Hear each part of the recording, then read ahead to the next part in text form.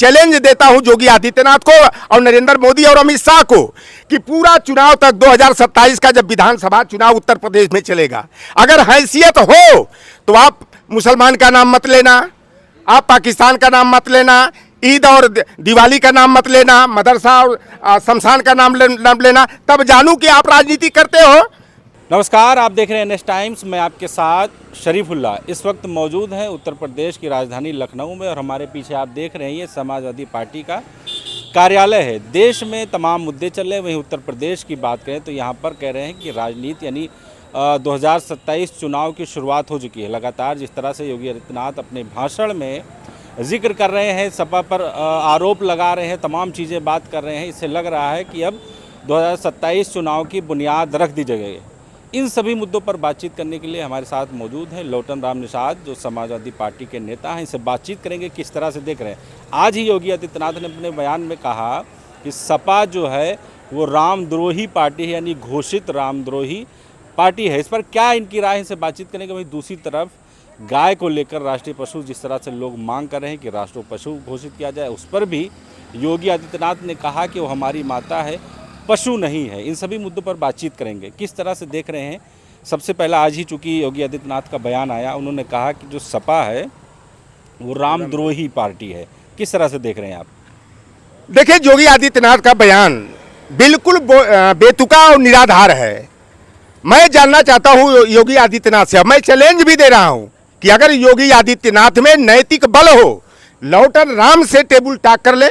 जिस मुद्दे पर कौन राम भक्त है, कौन रामद्रोही है, कौन राम के नाम का राजनीतिकरण करके समाज में जो है नफरत पैदा करने का काम करता है, देश की ताकत को कमजोर करने का काम करता है।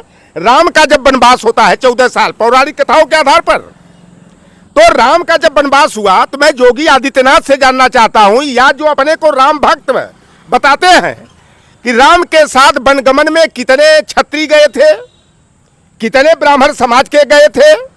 14 वर्षों तक का जो उनका कार्यकाल था, पहला अगर उन्होंने शरण कहीं लिया तो श्रृंगबेरपुर के महाराजा धीराज महाराज गुहराज निषाद जी के यहाँ लिया। वहाँ से जब आगे बढ़ते हैं, निषाद राज की मदद से गंगा पार होते हैं तो नत्थालाल केवट पार उतारते हैं। वहाँ से भारद्वाज आश्रम जाते हैं, चित्रकूट में जाकर राम को पर्णकुटी बनाकर निषाद राज देने का काम करते हैं। आगे बढ़ते हैं तो कोल हैं, भील हैं, वानर हैं। ये पूंछ वाले बंदर नहीं, वह निषाद जाति की एक प्रजाति है। वानर, जिस कुल में हनुमान पैदा हुए, जिसमें नल नील पैदा हुए। फिर देखें, आगे बढ़ेंगे, जामवंत जी यादव बिरादरी के 14 वर्षों तक वनवास काल में अगर राम की किसी ने मदद किया तो निषाद समाज के लोग, केवट समाज के लोग, यादव समाज के लोग, कोल, भील, किरात, सबरी माता का नाम भी कह रहे हैं ना कि जब कांग्रेस की सरकार थी कुछ नहीं हुआ, सपा की सरकार थी कुछ नहीं हुआ, बीजेपी की सरकार जैसे यूपी में आई राम मंदिर बन गया। आप ये बताइए कि राम मंदिर का कपाट किसने खोला? क्या भारतीय जनता पार्टी वालों ने खोला? कांग्रेस की सरकार ने खोला। वहाँ पूजन का कार्य राजीव गांधी के कार्यकाल में हुआ। लेकिन ये भारतीय जनता पार्टी की उपलब्धि है कि अयोध्या में राम मंदिर बना।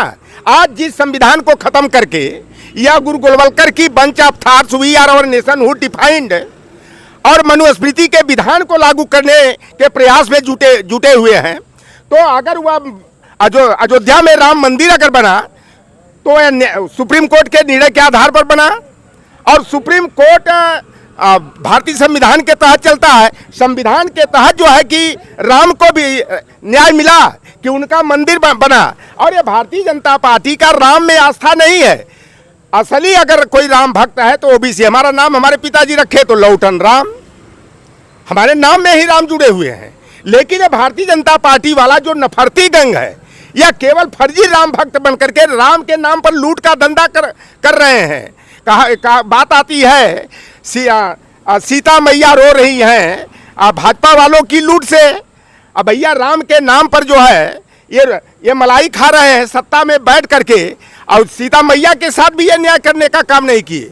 तो ये भारतीय जनता पार्टी राम भक्त केवल बन करके जो है ये राम के नाम पर राजनीतिकरण करके व्यवसायीकरण करती है, ये राजनीतिक धंधा चलाने का काम करती है। और जो राम भक्त है हमारे ओबीसी एसटी के लोग ही असली राम के भक्त हैं। और जिस दिन हमारे ओबीसी एससी के लोग अगर राम की जगह संविधान को मान ले, राम की जगह जो है पेरियार को मान ले, साहू जी को मान ले, बीपी मंडल कर्पूरी ठाकुर को मान ले, जिनसे कि सीधा लाभ हुआ, तो इनकी दुकान पर ताला लग जाएगा। अगर धर्म, हिंदू धर्म चल रहा है, इनकी धर्म के नाम पर इन लुटेरों की दुकान अगर चल रही है, तो उसके चलाने वाले कौन है? चंदा देना का काम हमारा, मंदिर बनाने का काम हमारा, सब कुछ हम करें, लेकिन धर्म के नाम पर लूट का धंधा वो करते हैं। एक चीज़ और, अभी देखा होगा कि पूरे देश में गाय को राष्ट्रीय पशु घोषित करने की मांग चल रही है। अभी यूपी के जो मुख्यमंत्री हैं उनका बयान आया कि वो पशु नहीं, हमारी माता है, जन्मों जन्मों से नाता है, घोषित करने की क्या जरूरत है? वो तो माता है ना, उसको पशु। अच्छा ये बताइए, आप बताइए कि सबसे बड़ा अगर कोई गो भक्त है तो यादव समाज नंबर 1 पर है। फिर इसके बाद हमारे घर में भी जाएंगे तो 2-4 गायें बधी हुई हैं, और जो ये कह रहे हैं कि गाय हमारी माता है, जन्म जन्म का नाता है, तो भैया गाय माता है तो बकरी और भैंस क्या है आपकी? उसको बताना चाहिए ना कि वो नहीं है। अरे दूध तो उसका भी पीते हैं, दूध गाय का भी पीते हैं। अगर गाय माता है तो सार उनके रिश्ते में क्या लगेंगे? लगना चाहिए ना भाई, तो उनको बताए ना। अरे सार बताए ना कि क्या सार उनका क्या, जो लोग गाय को माता कहते हैं तो सार पिता नहीं हुआ, सार मौसा नहीं हुआ, सार जो है फूफा नहीं हुआ।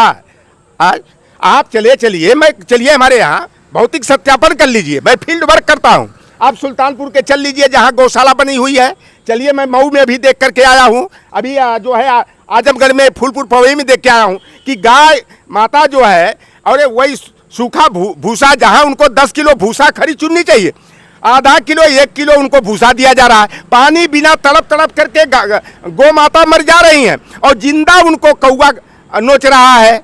उनको जो है कि समझिए कि सियार और कुत्ते नोच करके गौ माँ की निर्मम हत्या कर रहे हैं, और गौशाला के नाम पर जो है लूट का एक धंधा चल रहा है। तो ये गो भक्त बनने वाले ये फर्जी गो भक्त है, असली गो भक्त तो हम लोग हैं, असली गोपालक हम हैं। आस्था तो है ना गाय पर, वो कह रहे हैं कि हम उसको पशु मानते ही नहीं है, वो तो हमारी माता है, तो घोषित करने की क्या जरूरत है उसको? भाई देखिए, गो माता है, गो पशु है। हम लोगों को पढ़ाया जाता था टेल मी 10 एनिमल्स नेम, तो नंबर 1 पर तो वहाँ पर काऊ का नाम आता था, काऊ का नाम आता था। 10 जानवरों के नाम बताइए तो सबसे पहले लोग कहते थे गाय। तो भाई इस पर ये आपत्ति नहीं, ये प्रोपगंडा कर रहे हैं, ये मुस्लिम भाइयों को जो है कि ये बदनाम करने का षड्यंत्र कर। आप बताइए, मुसलमान को जीजा बना लेंगे ये संघ वाले, भाजपा वाले, दामाद बना लेंगे, बहनोई बना लेंगे, और मुसलमान के नाम पर जो है कि नफरत पैदा करेंगे। शाहनवाज हुसैन किसका दामाद है भाई? किसका जीजा है? मुख्तार अब्बास नकवी किसके जीजा है? भारतीय जनता पार्टी में सबसे बड़ा कोई पद होता है राष्ट्रीय स्तर का तो संगठन महामंत्री का होता है। और रामलाल जी की भतीजी की शादी जो है यही ताज होटल में एक मुसलमान से होती है, और वो वहीं पर योगी आदित्यनाथ भी लड्डू खाने गए, केशव प्रसाद मौर्य भी गए, भारतीय जनता पार्टी के बड़े बड़े नेता गए। चाहे आप देख लीजिए शाहरुख खान का हो, चाहे आमिर खान का हो, चाहे अजरुद्दीन का हो, चाहे नसरुद्दीन का हो, ये किसके रिश्तेदार हैं? किसी मुसलमान के रिश्तेदार हैं। योगी आदित्यनाथ कहते हैं ना कि मौलाना मौलवी हमें ज्ञान न दे, गाय के मामले में हम जानते हैं अपनी आस्था। तो आप ये बताएं कि अगर मौलाना मौलवी ज्ञान न दें तो ये महंत और मठाधीश भी हमको ज्ञान न दे? हमको ज्ञान क्यों देते हो भाई? ये नफरती गैंग है। अगर जिस दिन भारतीय जनता पार्टी, मैं कहता हूं, चैलेंज देता हूं योगी आदित्यनाथ को और नरेंद्र मोदी और अमित शाह को कि पूरा चुनाव तक 2027 का जब विधानसभा चुनाव उत्तर प्रदेश में चलेगा, अगर हैसियत हो तो आप मुसलमान का नाम मत लेना, आप पाकिस्तान का नाम मत लेना, ईद और दिवाली का नाम मत लेना, मदरसा और शमशान का नाम लेना, तब जानू कि आप राजनीति करते हो। मुसलमानों के रिश्तेदार बना लोगे, जीजा और दामाद बना लोगे, और मुसलमान के नाम पर हिंदू मुसलमान करके नफरत पैदा करोगे।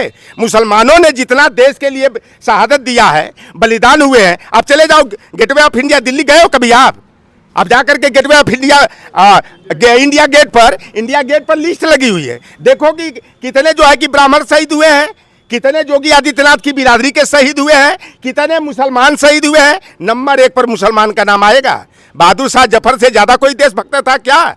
आप बताओ। उन्होंने कहा कि भारत माँ के लिए मुगल तो लुटेरे थे सब, यहाँ जो है लूट के लेके चले। लूट कर कहाँ गए? कहाँ लूट के लेके गए आप बताओ? आप चले जाओ दिल्ली में, अगर मुगलों का के बनाए हुए अगर इमारतों को देख लो तो उसके अलावा क्या बनाया है इन लोगों ने? एक सेंट्रल विस्टा तो भी बनाया है ना, नया में यही किया है, क्या बनाया है?